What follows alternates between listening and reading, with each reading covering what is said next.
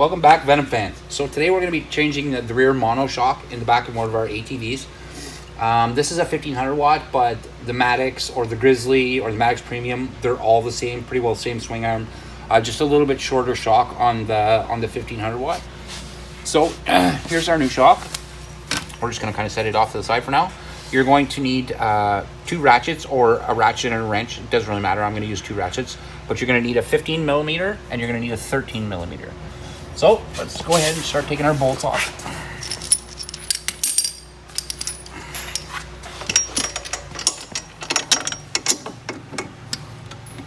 Ooh, geez, we're torqued in there.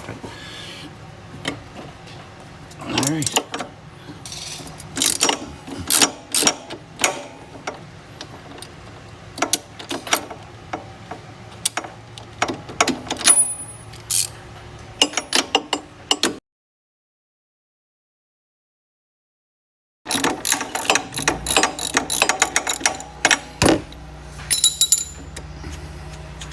So you take your nut then, just set it off to the side. Set it with your ratchet.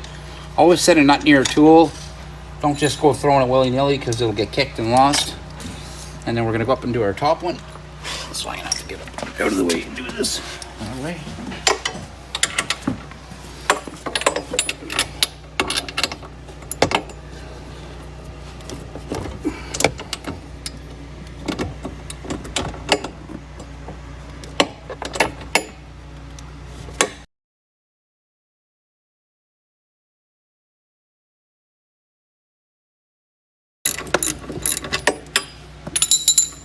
All right, so we have our 2 nuts off our bolts. Now you're going to need a bit of assistance. You're going to need to get somebody just to hold up the weight of the 4-wheeler while you change this. So I'd recommend go ahead, get your shock, pull it out, have it ready, or your friend's going to get very angry at holding it up for the whole time. So we're going to go ahead, we're going to do that right now. If you notice, this shock right here is kind of spun a little bit. That's not an issue. I'll show you when you put the shock in how you can easily turn that so it's not like that anymore. So we're going to go ahead right now. We're going to pull out the old shock. So I'll get my assistant Riley here to lift up on the back.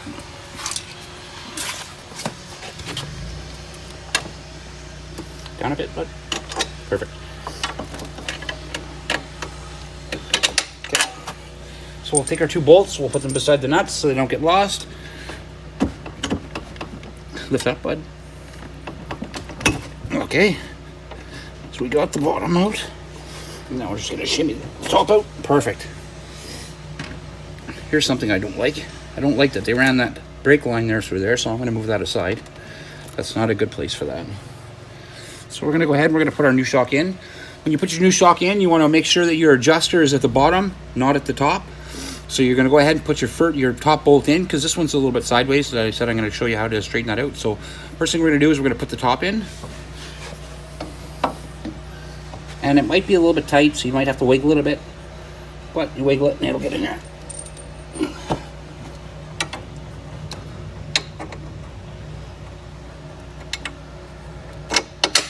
Perfect. So now you see the top shock's in, but down here is crooked. So what you want to do is, I'm just going to use my little ratchet here, but you can use a screwdriver or anything else. So I'll probably need to use a screwdriver. But I can use my bolt as well. And you just want to turn it a bit. There we go. So that's perfect. And we're going to put that into place. I'm just going to get my assistant here to lift up a bit.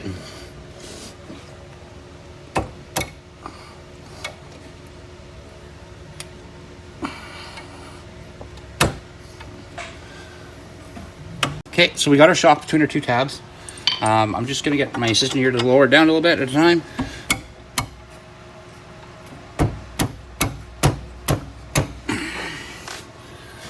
Up a little bit, actually. You might have to finesse it a little bit, folks. Okay, down.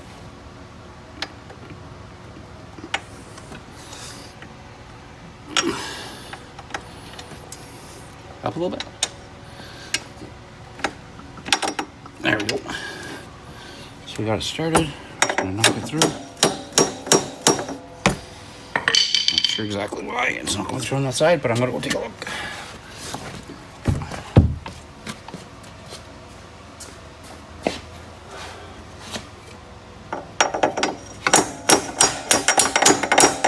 Perfect. Okay, so we've got both of our bolts in. So now what we're just going to do, we're going to put our nuts back on. Make sure they're nice and tight.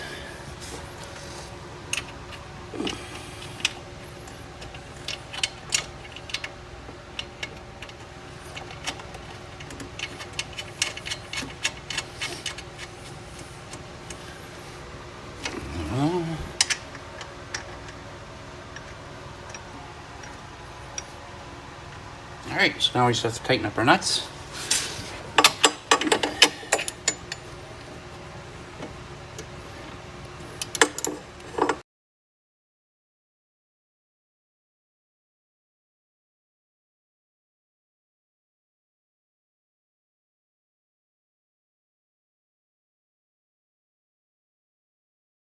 You want to make sure when you put these bolts in, or your nuts back on the bolts here, you want to make sure they're tight. You got to remember you're going to be riding on it, or your child's going to be riding on it. You want everything to kind of stay together. There we go. Now let's go to the other side. Do the other one.